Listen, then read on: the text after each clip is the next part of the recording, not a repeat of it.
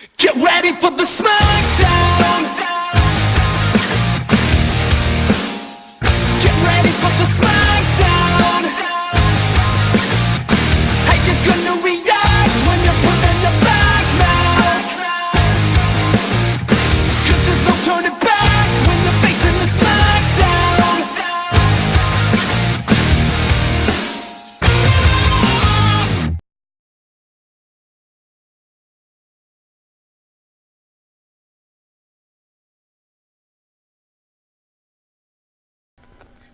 What's up, everybody? My Verdant Kid here is to you guys again. Welcome to the kickoff for the first fight of Section 7 of my fantasy fights. And as you saw, this fight was requested and created by my bro, Deadpoolzilla.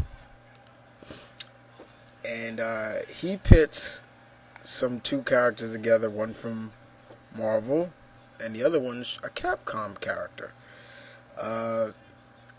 You guys will like this. He pits Mr. Sinister, Nathaniel Essex versus Albert Wesker.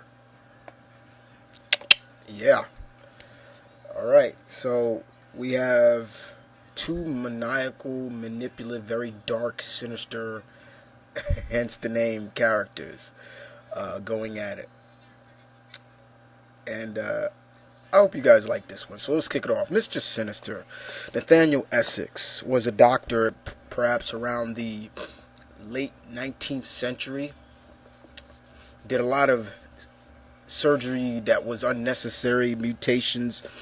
Did a lot of things that I would say Charles Darwin and all those other great scientists and people would not approve of.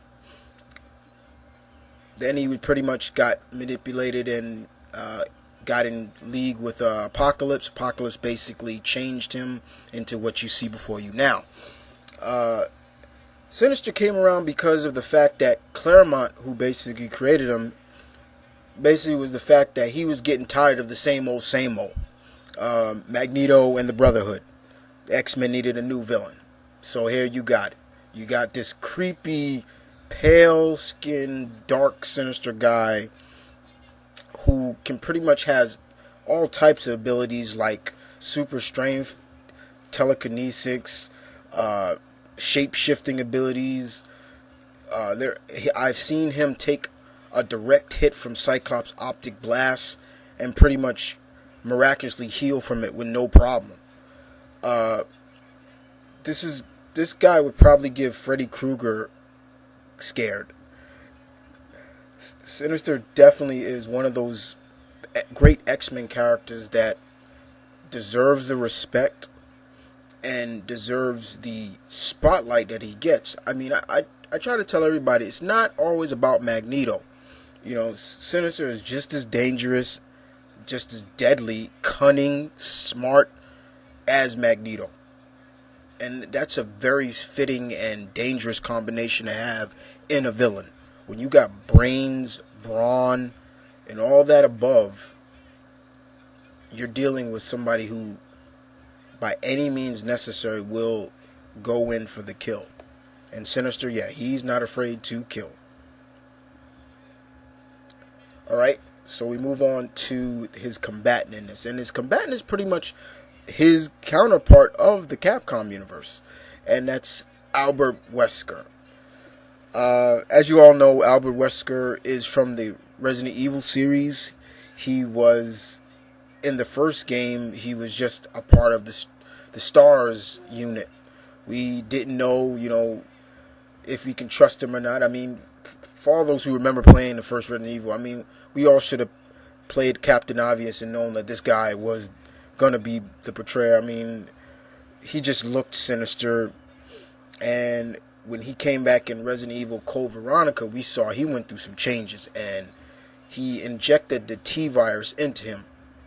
So this what gave him his, like, what people called his Matrix-like movements. This guy was super fast, super strong. He was resistant to pain. He could heal real fast, and over time, he just became very much like Sinister. Very devious, very cunning, you name it. once Resident Evil 5 came around, we really got to see he got even more Sinister-like. From even making his body, creating himself even more, altering himself even more, putting more of the Ouroboros virus into him, giving him like this mutated state where he pretty much will grow this tentacle-like arm and things like this. It was like nothing was hurting this guy. I mean, Chris would do everything. I mean, this guy fell into a volcano and was still alive. I was like, okay, this is getting nuts. He was definitely he's dangerous, and to me, I still don't believe this guy is dead. He seems to always have a backup plan. That's Albert Wesker for you. So in terms of a battle between these two guys, okay, first of all, they're not going to play nice with each other. They're not going to team up or anything like that. Every man for themselves, alright? That's how I see it. If they do try to team up, odds are somebody's getting double-crossed. And I'm telling you right now, Sinister will be the first one to double-cross Wesker. Now, hence, you got to remember, Sinister's not a fighter, but he has all those abilities that make him very dangerous. Wesker is pretty much a fighter at heart. Like I said, trying to shoot him with a gun is impossible. Trying to shoot a rocket launcher at Wesker is impossible. The dude will catch the rocket in his hand and probably throw it somewhere. But it'll come down to me of like, who can take the most, who's quote unquote healing factor who can heal from each one's wounds quicker. Is Wesker able to counteract like telepathy? You know, there's a lot of things to put in the counter, not just because of Wesker being fast and everything like that.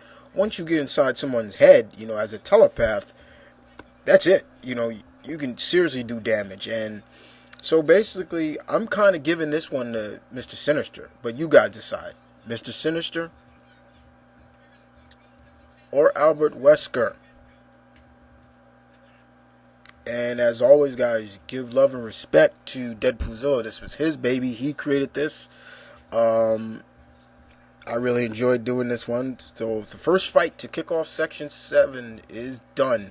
Stay tuned for the next fight for today. And as always, this is Mount Vernon Kid. Peace, one love. You know the words. Battle on.